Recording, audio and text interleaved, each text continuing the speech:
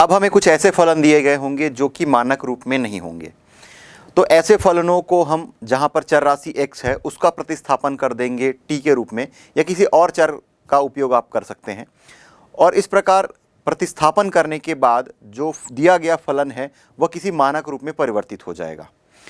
तो समाकलन की इस विधि को प्रतिस्थापन विधि कहते हैं, जहाँ पर बहुत सारे प्रश्नों को हम इस विधि का उपयोग करके सरल करेंगे। आइए देखते हैं इसे परिभाषा और फिर प्रश्न। प्रतिस्थापन विधि द्वारा समाकलन, इंटीग्रेशन बाय सब्स्टिट्यूशन मेथड।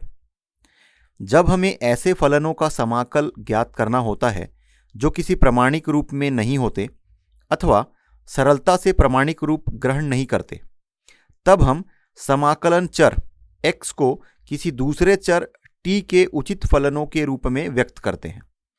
ऐसा करना प्रतिस्थापन या सब्स्टिट्यूशन कहलाता है। उचित प्रतिस्थापन का कोई निश्चित निर्धारित नियम नहीं है। इस संदर्भ में अनुभव ही सर्वश्रेष्ठ निर्देश का कार्य करता है। अर्थात आप जितना ज़्यादा प्रैक्टिस करेंगे उतना ज़्यादा आप अच्छे तरीके से इसको सरल कर पाएंगे। उचित प्रतिस्थापन के बाद प्राप्त फलन ऐसा होता है कि प्रामाणिक सूत्रों की सहायता से उसका समाकलन करना सरल हो जाता है। आइए इसे देखते हैं गणितीय रूप में। प्रतिस्थापन विधि। माना कि capital I equal to integration sign f small f of x dx। दोनों पक्षों का यदि हम अवकलन करेंगे तो मिल जाएगा d by D x of capital I equal to small f of x। जैसा कि हम जानते हैं कि अवकलन और समाकलन एक दूसरे के विपरीत क्रिया है, तो एक दूसरे को अप्रभावी कर देंगे। अब माना small x is a function of phi of t, तब dx by D T equal to phi dash of t। तो इस प्रकार हम आगे लिख सकते हैं d by D T of capital I equal to d by D x of capital I into D x by D T equal to small f of x into phi dash of t। अब चूंकि x जो है वो phi का फलन है, तो इसे लिखा जा सकता है d by D T of capital I equal to f of phi of t into phi dash of t। दोनों पक्षों का t के सापेक्ष समाकलन करने पर हमें प्राप्त होगा capital I equal to integration sign f of phi of t into phi dash of t dt। अतः लिख सकते हैं capital I equal to f of x dx, I equal to integration small f of x dx equal to integration sign f of phi of t into phi dash of t dt। अब आगे देखते हैं small f of A x plus B का समाकलन या integration of f of A x plus B. माना कि integration I equal to integration sign small f of A x plus B D X. तो यहाँ पर उचित प्रतिस्थापन होगा कि हम A x plus B equal to T लिखें। अब इसको t के सापेक्ष अवकलन करेंगे तो हमें मिल जाएगा a into D by D T of X equal to D T by D T equal to 1। पक्षांतर करने पर हमें मिलेगा a into D x equal to D T, या फिर D x equal to 1 by A into D T. इसलिए I equal to integration sign f of small t into D T by A. तो 1 by ए जो है अचर राशि है, ये फलन के या समाकलन चिन्ह के पहले आ जाएगा और इक्वल टू मिलेगा 1 by a integration sign f of t d T. तो इसे आगे लिख सकते हैं equal to 1 by a capital f of t, जहाँ पर capital f of t equal to integration sign small f of t d T. तो इस प्रकार हमें यह सूत्र मिल रहा है integration sign small f of A x plus B D x equal to 1 by A into capital f of A x plus B. कुछ महत्वपूर्ण परिणाम। तो इसमें पहला सूत्र हम देखेंगे sign of A x plus B का समाकलन। माना कि I equal to integration sign A x plus B D X. अब यहाँ पर हम प्रतिस्थापन का उपयोग करेंगे, A x plus B equal to T रखेंगे और दोनों पक्षों का जब अवकलन करेंगे तो हमें मिल जाएगा a into D by D x of X equal to D T by D X. आगे सरल करने पर हमें मिल जाएगा a into D x equal to D T या फिर D x equal to 1 by A into D T. तो आगे हम लिख सकते हैं i equal to integration sign T D T by A. तो जो a है यह अचर राशि है, इंटीग्रेशन चिन्ह के पहले आ जाएगा, तो इसे हम लिख पाएंगे i equal to 1 by a integration sign T D T. तो साइन टी का समाकलन माइनस कॉस टी मिलेगा, तो इस प्रकार हम लिख सकते हैं i equal to minus 1 by a cos t. तो इस प्रकार हमें सूत्र प्राप्त हो रहा है, integration sine of A x plus B D x equal to minus 1 by A into cos of A x plus b. इसी प्रकार हम और भी सूत्र ज्ञात कर सकते हैं। Integration cos of A x plus B D x equal to sine A x plus B upon ए। अगला सूत्र है sec square of A x plus B D x equal to tan of A x plus B upon A. चौथा सूत्र है integration sign E का power A x D x equal to E का power A x upon A. पांचवा सूत्र integration sign 1 upon A x plus B D x equal to log of A x plus B upon A. छठवां सूत्र है integration sign A x plus B whole power N D x equal to A x plus B whole power N plus 1 upon A into N plus 1 where N is not equal to minus 1। तो N का जो मान है यह ऋण 1 नहीं होगा इस सूत्र के लिए, या दूसरे शब्दों में जब n इक्वल टू माइनस 1 होगा तब इस सूत्र को हम उपयोग नहीं करेंगे। सातवां सूत्र है integration sine sec of A x plus b into tan of A x plus B D x equal to sec of A x plus B upon a. इसमें आठवां सूत्र दिया गया है integration cosec of A x plus b into cot of A x plus B D x equal to minus 1 upon a cosec of A x plus b. नौवां सूत्र integration cosec square a x plus B D x equal to minus 1 upon A into cot of A x plus b. अगला सूत्र है integration sign A x D x equal to minus cos of A x upon ए। अगला सूत्र है integration cos of A x D x equal to sine of A x upon ए। अगला सूत्र दिया गया है integration sec square of A x D x equal to tan of A x upon ए। अगला सूत्र है integration cosec square a x D x equal to minus cot of A x upon ए।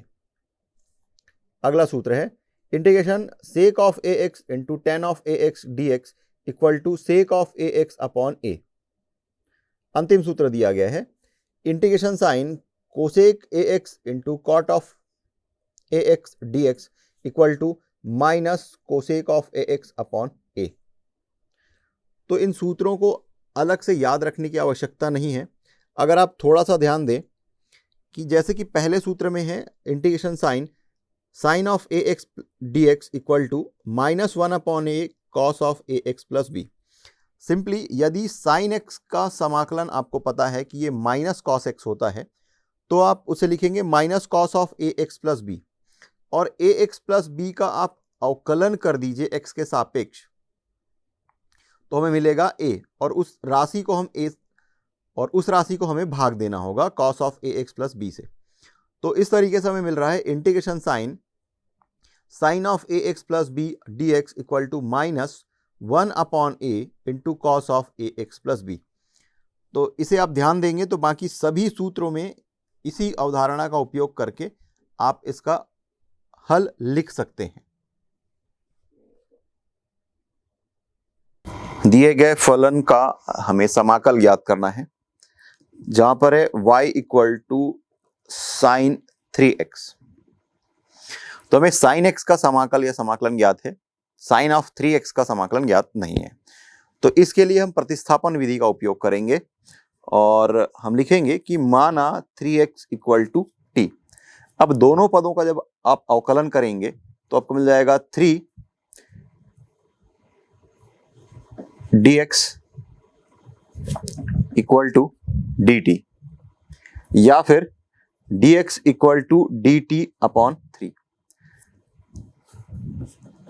अब इस पद में ये जो हमने प्रतिस्थापन उपयोग किया है उसको हम अप्लाई करेंगे और दोनों पक्षों में पहले हम समाकलन कर लेते हैं। तो integration sine y dx equal to integration sine 3x dx equal to integration sine 3x के स्थान पर हमको लिखना है t और dx के स्थान पर लिखना है dt बाई 3। तो ये मिल जाएगा dt बाई 3। तो ये जो 1/3 है ये कांस्टेंट है, ये बाहर आ जाएगा और ये sine t dt। Sine t का समाकलन या साइन का समाकलन होता है माइनस कॉस। तो आपको मिल जाएगा 1/3 माइनस कॉस टी या फिर माइनस साइन बाहर ले लेते हैं, माइनस 1/3 कॉस टी और टी के स्थान पर आपको रखना है 3x और प्लस c। ये दिए गए फलन का समाकलन है जहां पर c एक समाकल नियतांक है। अगला प्रश्न दिया गया है y इक्वल टू e का पावर 3x। आपको e का पावर x का जो समाकल है वो ज्ञात है लेकिन e का पावर 3x का ज्ञात नहीं है। तो इसके लिए हम पुनः प्रतिस्थापन का उपयोग करेंगे कि माना 3x इक्वल टू टी, दोनों पक्षों का अवकलन करेंगे तो मिल जाएगा 3dx इक्वल टू dt या फिर dx equal to dt by 3। अब इसका समाकलन को हम i से प्रदर्शित कर रहे हैं, integration y dx equal to integration e का पावर 3x dx। अब हमने जो प्रतिस्थापन उपयोग किया उसको हम यहाँ पर पुट कर देंगे, अप्लाई कर देंगे। e का पावर 3x, 3x के स्थान पर आपको लिखना है t और dx के स्थान पर आपको लिखना है dt अपॉन 3। जो 1/3 है ये कांस्टेंट है, ये बाहर आ जाएगा। इंटीग्रेशन e का पावर t dt, e का पावर t का समाकल e का पावर t मिलेगा तो मिल जाएगा 1/3 e का पावर t प्लस c। अब t के लिए जो फिर से प्रतिस्थापन हमने उपयोग किया था उसे मूल रूप में परिवर्तित कर देते हैं तो आपको मिल जाएगा 1/3 e का पावर 3x प्लस c और यही वह उत्तर है जो हमें ज्ञात करने कहा गया था। फलन दिया गया है sin 2x into cos 3x। इसका हमें समाकलन ज्ञात करना है। तो ये दो अलग अलग पदों के गुणनफल के रूप में है। इसे हम पहले सरल कर लेंगे और एक पद में हम इसे ले आएंगे, अर्थात या एक फलन के रूप में इसे परिवर्तित कर लेंगे। ध्यान दीजिए ये साइन और कॉस एक्स का या साइन और कॉस दोनों फलनों का गुणनफल है।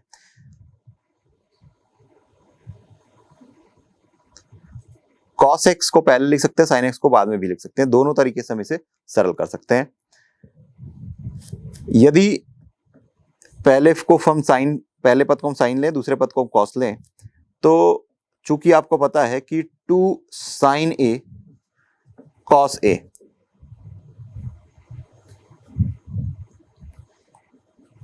To sine a cos b, ये होता है sine of a plus b plus sine of a minus b. इस सूत्र का उपयोग करके पहले इसे हम सरल कर लेंगे। तो sign 2x into cos 3x, इसमें हम 2 का गुणा कर रहे हैं और 2 का भाग कर रहे हैं। अब ये सूत्र अप्लाई करते हैं तो ये 1/2 sine of a plus b, तो sine of 2x plus 3x plus sine of a minus b, तो ये 2x माइनस 3x। आगे सरल करेंगे तो मिल जाएगा 1/2 साइन ऑफ 5x और यहां से मिल जाएगा साइन ऑफ माइनस x, तो मिलेगा माइनस साइन x। अब ये फलन हमें प्राप्त हो चुका है और यही y है। अब इसका समाकलन हम लिखेंगे i integration sine y dx equal to, अब चूंकि कांस्टेंट है हम इसे डायरेक्टली मैं बाहर ले रहा हूं और फिर ये sign 5x minus sine x, इसका आप समाकलन लिखेंगे। ये 1/2 साइन एक्स का समाकलन होता है माइनस कॉस एक्स, तो ये माइनस कॉस एक्स और x के स्थान पर है 5x और अपॉन 5 हो जाएगा। अवकलन में हम जहां पर गुणा करते हैं समाकलन में उस पद का या उस संख्या का हम भाग देते हैं। फिर साइन एक्स, तो ये मिल जाएगा माइनस माइनस और माइनस प्लस कॉस एक्स और प्लस सी, या फिर इसे आप लिख सकते हैं माइनस, यदि आप ब्रैकेट ओपन कर दें तो मिल जाएगा minus cos 5x upon 10 plus 1/2 cos x plus c, जहां पर सी एक समाकल नियतांक है। अगर ये पद आपको क्लियर नहीं हुआ है तो हम इसे इस तरीके से उपयोग कर सकते हैं, या इस तरीके से हम समझ सकते हैं कि साइन 5x का आपको समाकलन ज्ञात करना है। तो माना कि 5x इक्वल टू टी, तो मिल जाएगा 5dx इक्वल टू dt, या फिर dx equal to dt upon 5। अब इसका समाकलन आप ज्ञात कर रहे हैं। साइन 5x के स्थान पर आपने रख दिया t, dx के स्थान पर आपको रखना है dt अपॉन 5। तो ये जो 1/5 है ये बाहर आ जाएगा। साइन t dt ये मिलेगा माइनस कॉस t। अब कॉस t के स्थान पर फिर से 5x रख दीजिए, तो माइनस 1/5 कॉस ऑफ 5x। तो इसको हमने यहां पर डायरेक्टली इस तरीके से पुट किया है। अगला प्रश्न है cos 4x into cos 2x, इसका हमें समाकलन ज्ञात करना है। समाकलन ज्ञात करने के पहले इसे हम सरल कर लेते हैं कि जैसा कि आपको ज्ञात है कि 2 cos a cos b equal to cos of a plus b plus cos of a minus b, ये सूत्र आपने पढ़ रखा है। तो इस तरीके से यहां पर यदि हम 2 का गुणा कर दें तो ये इस रूप में परिवर्तित हो जाएगा। तो इसके लिए हम क्या कर रहे हैं कि 1/2 ये y ही है, 1/2 और फिर 2 into cos 4x into cos 2x, इस तरीके से इसे लिख रहे हैं। तो 1/2 cos a प्लस b, तो 4x plus 2x plus cos 4x minus 2x। आगे सरल करेंगे तो मिल जाएगा 1/2 cos 6x plus cos 2x। अब ये सरल हो चुका है, जहां पर ये दो फलनों का गुणनफल था वहां पर ये योग के रूप में परिवर्तित हो चुका है। अब इसका समाकलन हम लिख रहे हैं y integration y dx equal to 1/2, ये जो कांस्टेंट है इसे मैं बाहर लिख रहा हूं, cos 6x plus cos 2x और ये dx। समाकलन करेंगे 1/2 cos 6x का, चूंकि cos x का समाकलन sin x होता है तो आपको मिल जाएगा sin 6x upon 6 plus cos का अगेन sin और फिर आप प्लस c लिख सकते हैं, जहां पर c समाकल नियतांक है। 1/2 का अंदर गुणा कर देंगे तो मिल जाएगा sin 6x upon 12 plus sin 2x upon 4 plus c, और यही वह उत्तर है जो हमें ज्ञात करना था। प्रश्न दिया गया है y equal to sine cube x into cos of x by 2।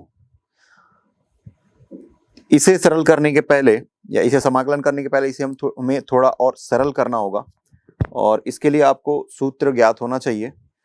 Sign cube x equal to 1/4 3 into sine x minus sine 3x।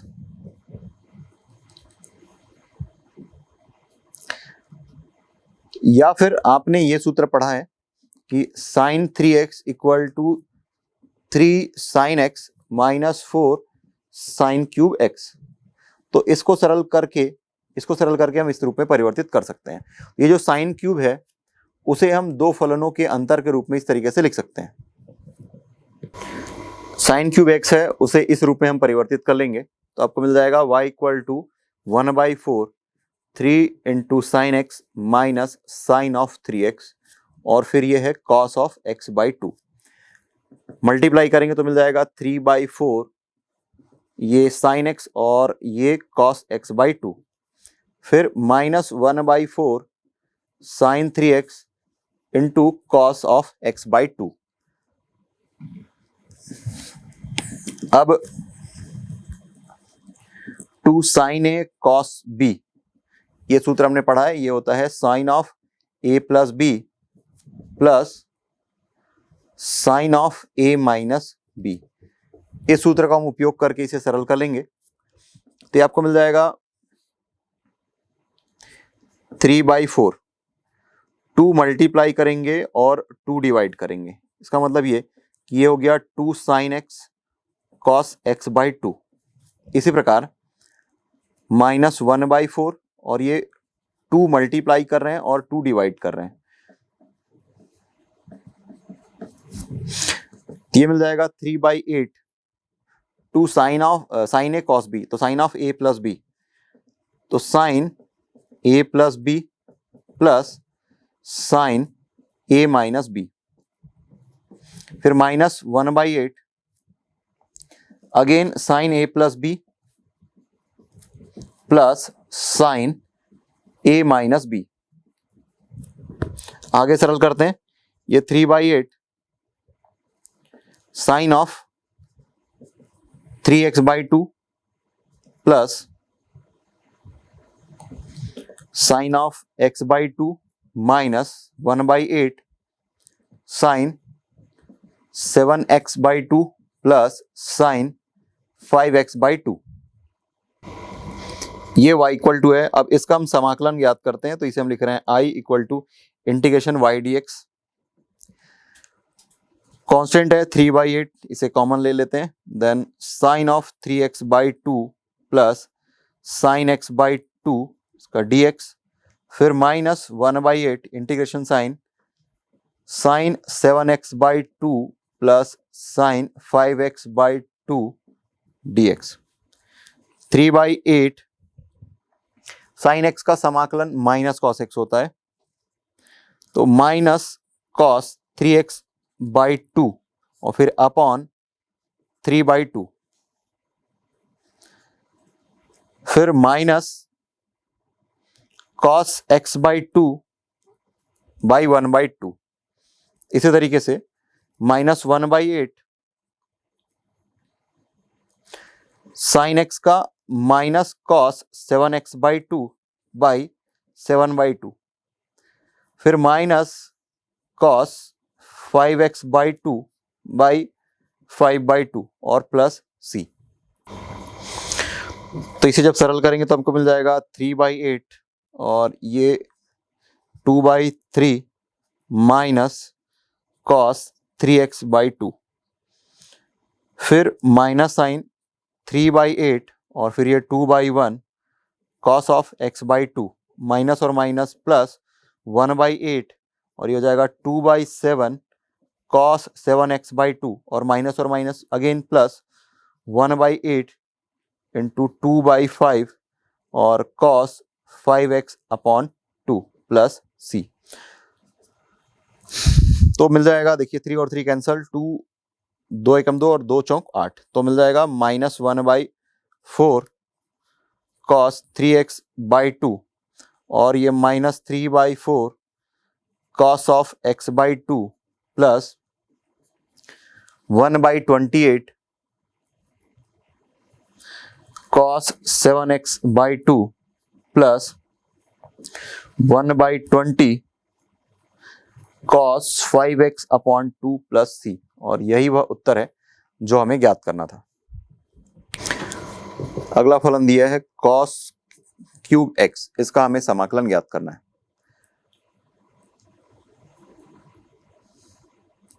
इसे दो तरीके से सरल कर सकते हैं। पहले तो ये कि इसे आप cos x into cos square x लिख सकते हैं, और फिर यदि इसका समाकलन करना हो तो लिखेंगे integration y dx, integration sine cos x और cos स्क्वायर x को आप लिख सकते हैं 1 minus sine square x dx।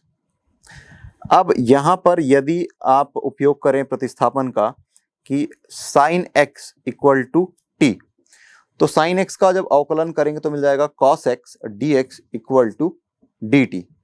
तो ये जो प्रतिस्थापन है इसे अप्लाई कर देते हैं, cos x और dx ये परिवर्तित हो जाएगा dt में, और इसे आप लिख पाएंगे 1 माइनस टी स्क्वायर dt। इसका समाकलन करेंगे तो 1 का समाकलन t और t स्क्वायर का समाकलन t cube upon 3 plus c। अब यदि आप t की वैल्यू यहां पर पुट कर दें तो आपको मिल रहा है sine x minus sine x का क्यूब अपॉन 3 प्लस c। ये इसका उत्तर है।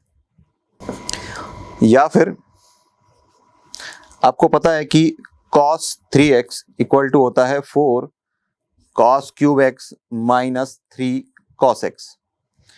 यहां से आपको मिल जाएगा cos क्यूब x, ये इधर आकर के प्लस हो जाएगा, तो cos 3x plus 3 cos x और ये 1/4। तो cos क्यूब x को हम लिख सकते हैं 1/4 cos 3x plus 3 cos x। अब y इक्वल टू हो गया है cos cube x equal to 1/4 into cos 3x plus 3 cos x। इसका समाकलन i integration y dx equal to ये 1/4 फिर integration sine cos 3x plus 3 cos x और फिर ये dx। cos x का समाकलन sin x, तो यहां से मिल जाएगा 1/4 माइनस साइन 3x अपॉन 3 और फिर माइनस 3 cos का हो जाएगा साइन x और प्लस c। आगे सॉल्व करें तो लिख सकते हैं minus sine 3x upon 12 minus 3/4 sine x plus c। तो इसमें दोनों उत्तर सही हैं। सिंप्लीफाई करेंगे तो ये इस रूप में भी परिवर्तित हो जाएगा और ये उस रूप में परिवर्तित हो जाएगा।